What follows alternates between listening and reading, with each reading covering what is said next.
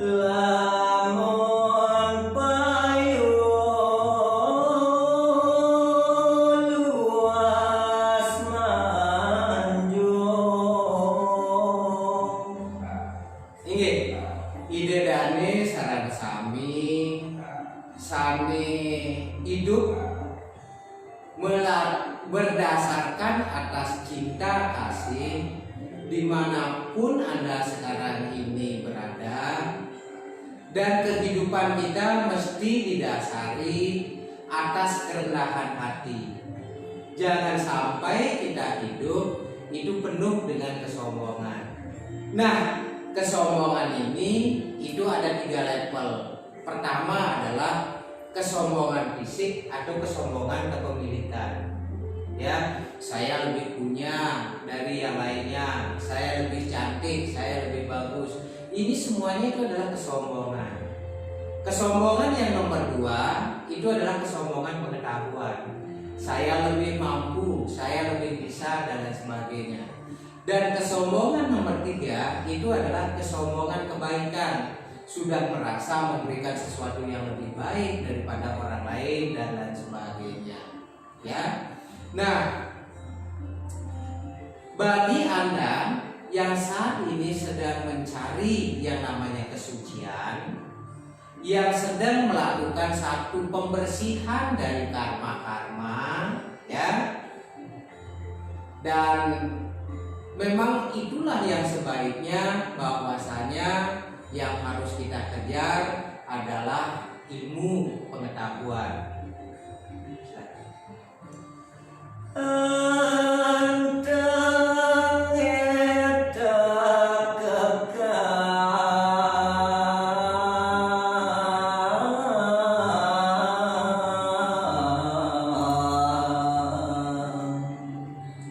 Dalam hal mengejar ilmu pengetahuan, dalam hal kita mengejar yang namanya kebaikan, dalam hal juga kita mengejar yang namanya kesucian, ya.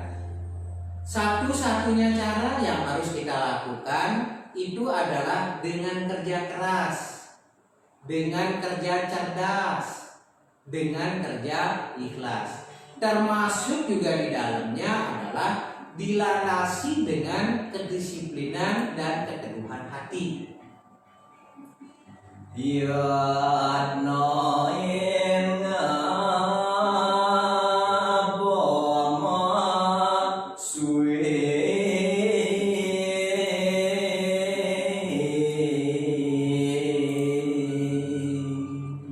Dalam hal kita mengejar apakah itu kebaikan, kesucian, ilmu pengetahuan, maka wajiblah bagi kita waspada dengan musuh-musuh yang ada. Musuh yang paling berbahaya bukanlah musuh dari luar, tetapi adalah musuh yang ada dan tumbuh dalam diri kita. Nah, kalau di Bali mungkin itu yang disebut dengan Sakatatai dan lain sebagainya, ya. Dan musuh-musuh itu termasuk juga yang nantinya bisa menjatuhkan diri kita. Dan sekali lagi yang terbesar itu adalah yang ada sendiri.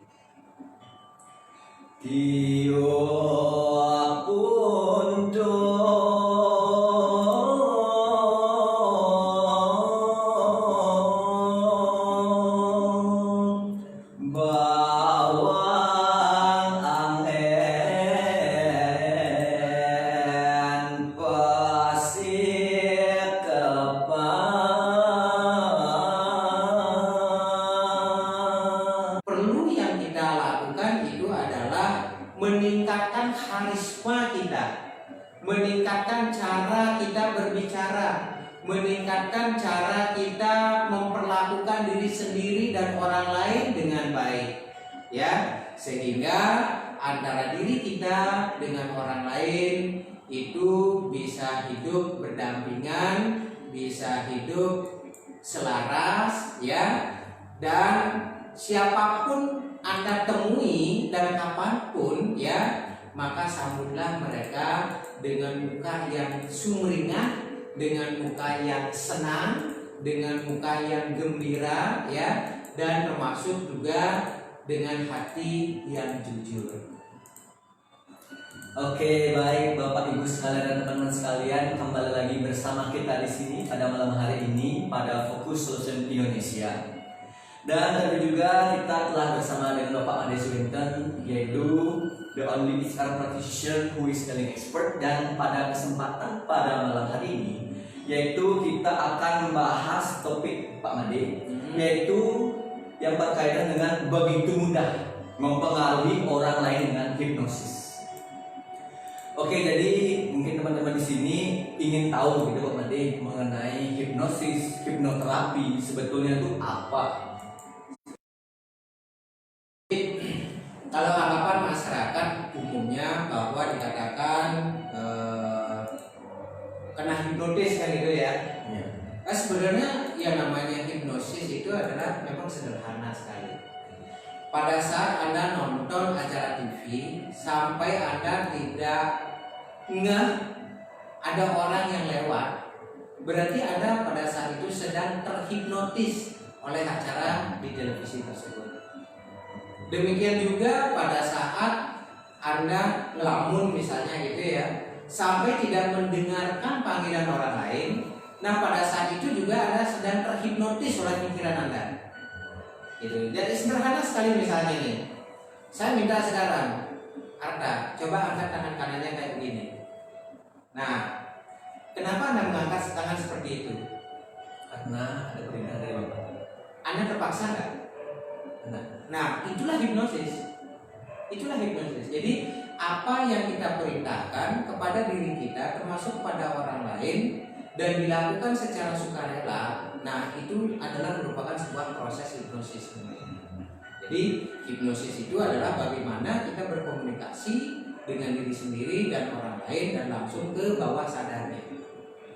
Gitu. Sehingga apa yang kita sugestikan dan lain sebagainya langsung diikuti oleh bawah sadarnya.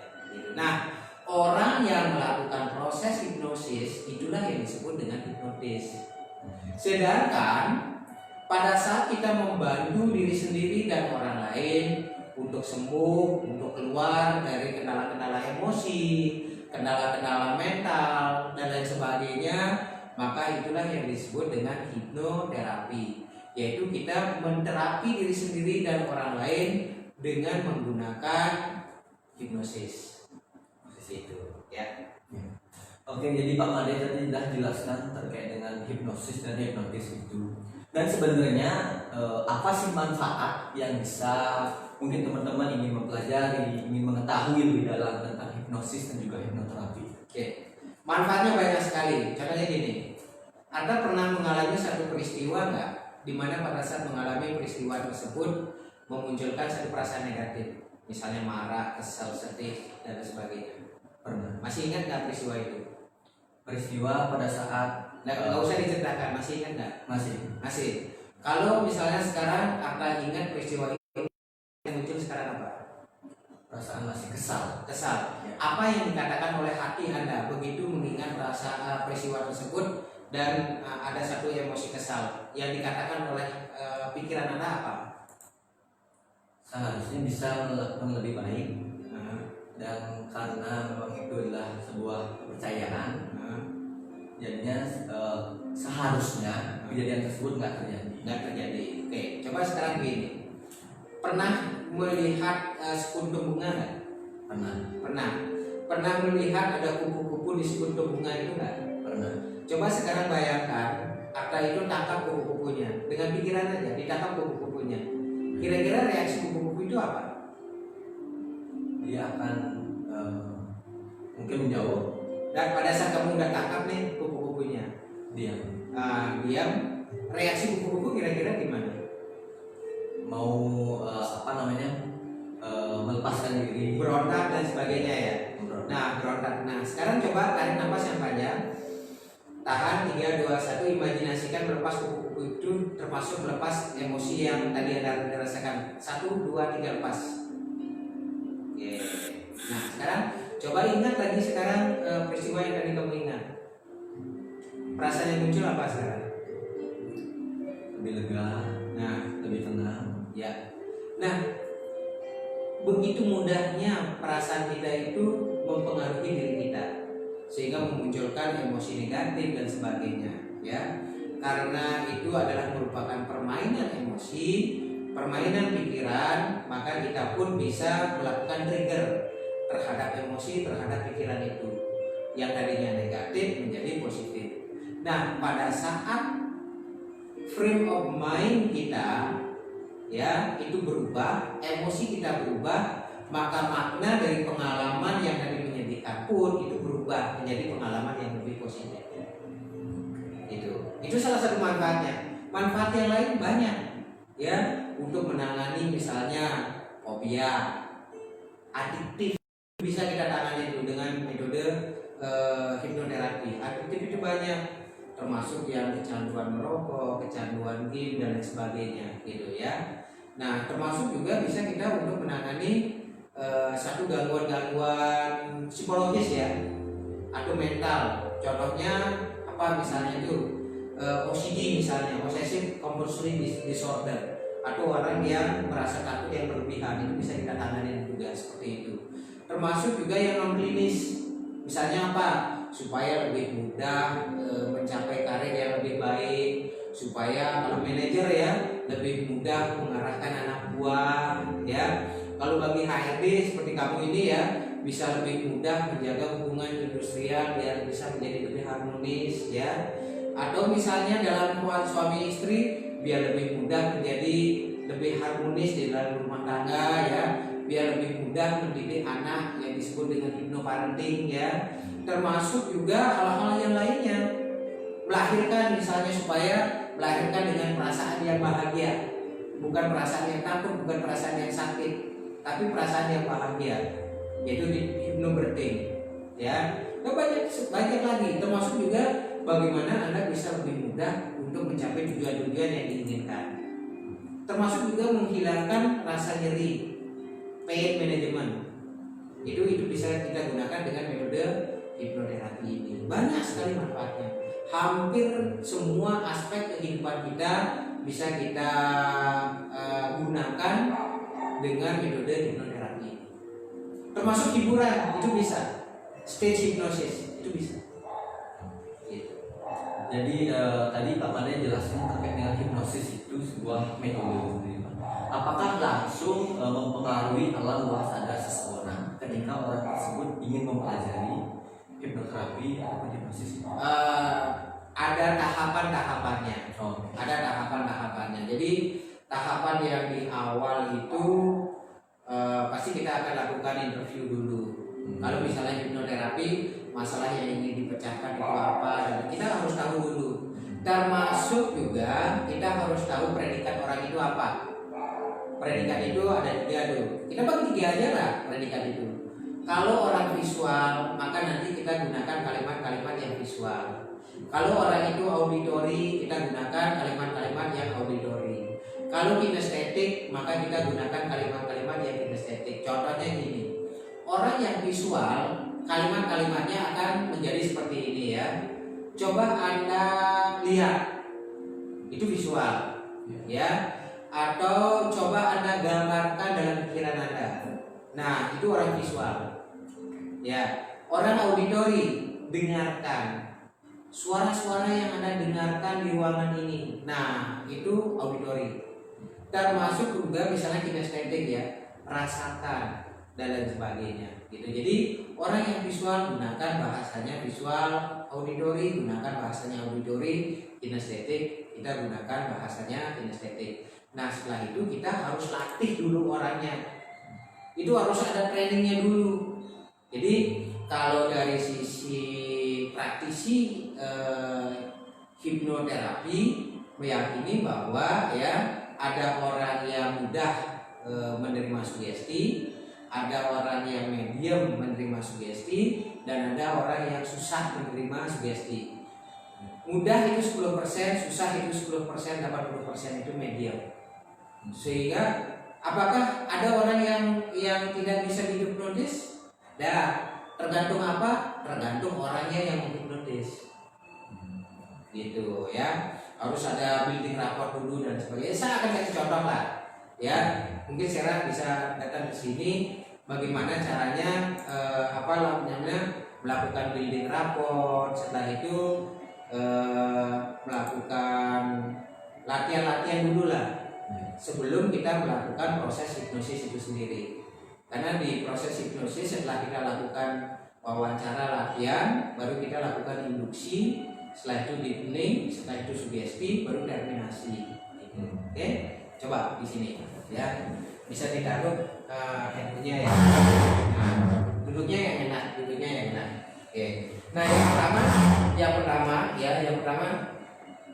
yang harus dilatih ya, itu adalah relaksasi dulu. Karena tidak semua orang itu bisa rileks, gitu ya. Jadi relaksasinya itu dilatih dulu. Kalau dia sudah rileksnya bagus, baru dilatih fokusnya. Dan tidak semua orang juga bisa fokus. Kalau sudah bisa rileks, sudah bisa fokus, nah baru nanti kita bisa lanjutkan ke tahap berikutnya. Tadi kita jangan menghilang. Rileks dan santai aja. Pegang tangannya kayak gini nih, untuk rileks. Jauh lebih rileks. Oke, lebih rileks lagi. Anggap tidak punya tangan ya. Anggap tidak punya tangan. Oke, good. Nah, kayak gitu. Rileks. Oke, good. Nah, sekarang kalau sudah rileks ya, sekarang fokus. Nih, rileks.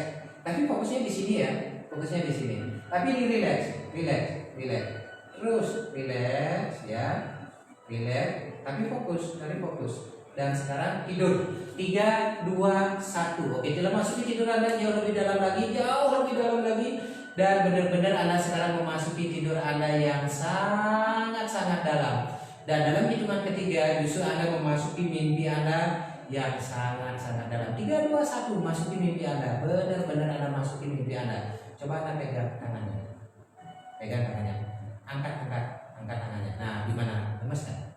Lemas. Oke, good. Dan sekarang hanya instruksi saya atau sugesti saya yang Anda dengarkan dan yang Anda ikuti. Coba kamu suruh bangun. Pegang tangannya. Kamu bangun? Dia bangun. Gak mau kan? Cara Nah, gitu ya. Jadi gitu. Oke. Dan sekarang Anda benar-benar merasakan diri Anda menjadi semakin nyaman, terus lebih nyaman lagi. Dan saya akan menghitung dari 1 sampai dengan 5. Begitu hitungan kelima Anda membuka mata dengan perasaan yang jauh lebih segar, perasaan jauh lebih sehat. 1, 2, 3, 4, 5. Nah, kayak gitu. Ya. Nah, sekarang saya tanya, pernah kamu kena hipnotis kan? Dulu pernah. Lihat matanya, ya. Kayak baru bangun gitu. Matanya merah gitu ya. Kayak benar-benar tertidur gitu. Jadi itu yang namanya, kalau yang tadi itu sudah memasuki proses yang namanya adalah induksi. Gitu.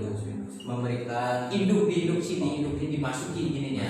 Jadi critical factornya dia yang ada di dalam otaknya itu dibuka. Ya. Kalau tadi diperhatikan kan, relax dulu, fokus. Nah, pada saat saya katakan fokus ya, critical factornya itu lemah. Terbuka, begitu terbuka langsung dikasih sugesti. Tidur ya, langsung tidur dia. Dan begitu kita kasih deepening, kasih satu sugesti tertentu ya, misalnya pada saat tidur ini bisa diolah nih macam-macam, bisa nari, bisa ini dan sebagainya, udah bisa tuh. Gitu. Jadi pada saat orang lain yang membangunkan nggak mau dia. Berarti langsung dari hipnotis itu sendiri. Iya, orangnya. dari orang yang menghipnotisnya itu. Gitu. Makanya hipnotis ini ya sesuatu yang sangat bagus untuk kita pelajari ya. Nah, pada saat orang-orang yang sudah memiliki kemampuan hipnotis gitu ya, hipnotis apalagi hipnoterapi dan sebagainya ya. Nah, kecenderungannya ya itu tidak bisa kena hipnotis kayak di jalanan itu. Termasuk gendam dan lain sebagainya gitu ya, itu nggak bisa. Karena apa? Dia punya cara sendiri untuk melakukan proteksi terhadap dirinya Gitu. Dan satu hal lagi adalah kekuatan dari hipnotis itu adalah di komunikasi. Kita tidak menggunakan jin, enggak. Kita juga tidak menggunakan cuman inisiasi mempengaruhi pikiran orang, enggak. Gitu. Jadi kekuatan utamanya itu adalah di komunikasi verbal dan non verbal. Sentuhan juga. Ya, sentuhan juga. Jadi, nah, yang kita pelajari dalam metode hipnosis itu adalah prosesnya ini, sehingga menjadi sebuah keterampilan. Oke, ada yang bertanyakan lagi? Oke, kalau dari saya mungkin seperti tadi yang Pak sampaikan, dengan mempelajari hipnosis dan juga hipnoterapi ini dapat mencegah kita baik itu di jalan, kena-kena dan hipnotis. Selain itu, apakah ada hal lain yang mungkin bisa kita lakukan Pak untuk mempelajari ini? Ada. Jadi itu memang bahkan sekarang ini kan saya di sini adalah sebagai salah satu instruktur untuk hipnosis dan hipnoterapi ya, yang memang sudah bersertifikasi dari BNSP gitu, dan sudah mendapatkan rekomendasi juga dari Prahipti gitu. Jadi maka kalau ada yang ingin mempelajari hipnotis dan sebagainya ya belajar dari guru yang tepat gitu, jadi yang sudah tersertifikasi seperti itu. Oke. Dan kita di sini ya kebetulan Sera yang mengelola itu ya, bisa diinformasikan. Oke, baik, terima kasih Bapak Made. Jadi yang sebelumnya tadi saya rasakan itu adalah pelatihan relax dan fokus ya Pak ya. Jadi tadi itu saya diajarkan untuk relax dan juga fokus sehingga mengikuti apa instruksi dari Pak Made. Nah, untuk teman-teman semua, jadi yang ingin mempelajari lebih dalam tentang hipnosis dan hipnoterapi, Focus Solution Indonesia sudah kembali membuka pelatihan online berupa sertifikasi hipnosis dan hipnoterapi. Nah, salah satu jenis pelatihannya itu adalah yang tadi ya Pak ya, yang seperti pelatihan fokus dan juga relax. Nah, untuk teman-teman yang ingin melakukan pelatihan sertifikasi hipnosis dan hipnoterapi, sekarang bisa dilakukan dari rumah saja karena pelatihan ini menggunakan aplikasi Zoom di mana dilakukan setiap hari Sabtu selama 22 jam ya Pak ya, dan ini dilakukan selama 12 kali pertemuan. Nah, untuk teman-teman yang ingin mengikuti ini sangat bagus sekali untuk diri sendiri seperti yang tadi Bapaknya sudah bilang, dan juga bisa membantu orang lain menyembuhkan segala penyakit atau masalah-masalah yang ada.